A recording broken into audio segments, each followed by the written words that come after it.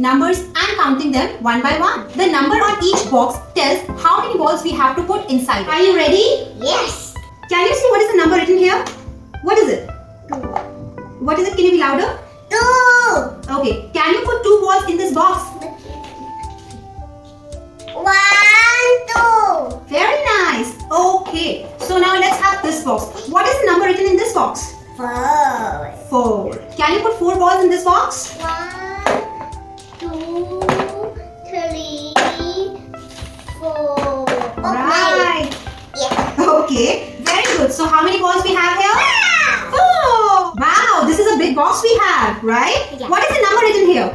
5. 5. Can you put 5 balls in this box? 1, Hmm. 2,